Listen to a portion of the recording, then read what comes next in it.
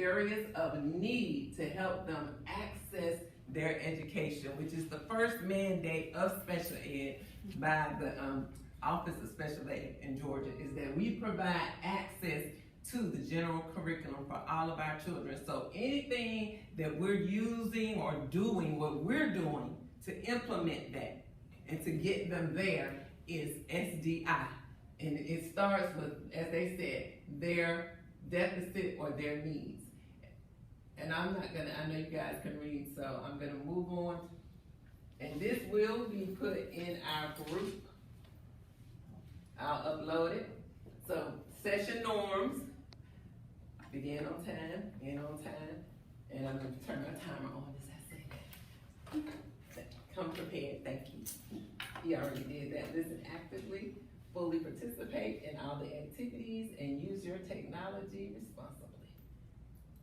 All right, so the target goals are, after this, you should have some background knowledge of, one, the framework of specially designed instruction, SDI, a wide variety of resources, and why and how we should use it.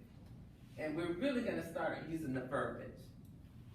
Okay, so we're gonna start with the data from Columbia. You've got the demographics here, and this was taken off of the Georgia DOE website. And these are demographics as listed there, which I think are pretty much correct. All right, and the background of the school, before we get into the data, it was analyzed by the leadership team this summer, and that consisted of the principal, the assistant principals, the instructional specialist or instructional coach, lead teacher, and department chairs. All of us looked at the data, and we disaggregated the data, and I sat down and pulled it apart even more so that we could look at the teachers and the students, and those are your old students. And I'm focusing on 6th grade, but actually I did all grade levels so that you could see it. And I want you to quickly look at this form right here, and I want you to keep it. I want you to keep it, and I want you to put it in your notebook, the data protocol form, because I'm gonna kind of use this format when I'm talking about data. And when you're doing your data talks, follow this framework. This is how you should really be talking when you're looking at data.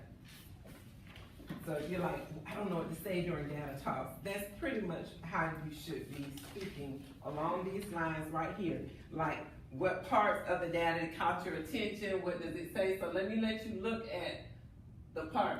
First, I started with, if you'll, hold up your scores in just a second. The MAPS, which is Measurable Achievement Placements, and then it leads to the Georgia milestones. We look at MAPS first because we already know that that's an indicator for us of how the child will probably fare and what we need to work on and the skills that we need to build up and reinforce before we get to the Georgia milestones, which is at the end of the year. So before I did the bar graph, and this is confidential, I believe you all have talked I know you and Mr. Davies have, but I looked at all the names and from this sheet, and this is where I'm pulling the information from. So I put it in a bar graph. I didn't put that on the PowerPoint. And if you look, the blue is Columbia. I know you can't see the colors real well. The green, which is the second bar, is DeKalb County, and then the red is the state of Georgia. Now, the good news about this, if I really focus on it, because that's what I'm focusing on, is Columbia. When I look at the 6th grade, although our bar graph is not as long as DeKalb, the county district, or the state, if you really look at it from 2017 to 2018, it's not a lot of growth, but there is some growth. Just a little. And these little lines right here are 0.4, each little bar, these little vertical lines, 0.4 growth, 0.4 growth. If you're wondering what those mean, they're 0.4s if you were to look at those little vertical lines. So we had some growth, just a little bit of an increase. And then when you get down to the year 2009, you see, to me, an obvious, distinct increase.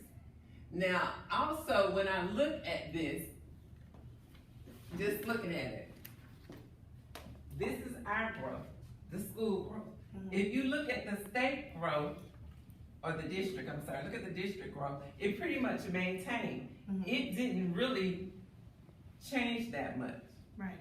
So we actually experienced more growth. We're not where we could be or where we should be, but we did experience some growth. And if you look at the state, it maintained and it surpassed probably in 2019. So we actually showed a lot of growth. Now, for our kids, and for every child actually, in a standard-based classroom, there were some things that were done and that were implemented, such as, and everybody did Study Island. We all did tutorial, many of us, I won't say all, did tutorial. So there were a lot of different things that we did to help our kids, and we call them safety nets. But this is the Georgia Milestone Rubrics. And from that, we had, that's not right, there were 2 students that did not have scores for some reason. I'm not quite sure why. I guess they had been, maybe they were late enrollees. So if you look on your paper, they don't have scores. But when I counted, there were 24 that were beginner learners, 1 that was proficient, and then 3 that were developing learners, and 2 I know for a fact did not have a score. That's why this is not equal to 33. There are 2 on there that if you look at the bar, it says no score, no score. It's 1, 2, 3, 4. It's 4, okay. So, and that could have been they enrolled late or they just didn't, or afterwards. So, in 2019, those were the milestone scores, and I just compared them. And I mentioned to you that the scores can be maximized for SWD by using different things. And the school itself used Study Island, which is a great thing for, yes. Do you know that after January, we won't have Study Island anymore? Oh, we're changing over to a new program. Yeah, I heard that. I didn't know if it was confirmed. So, you know what though, we can look at seeing if there's something. There are other things that we can use as well, but I love Study Island. Me too. So we can look at that. And What's the test prep?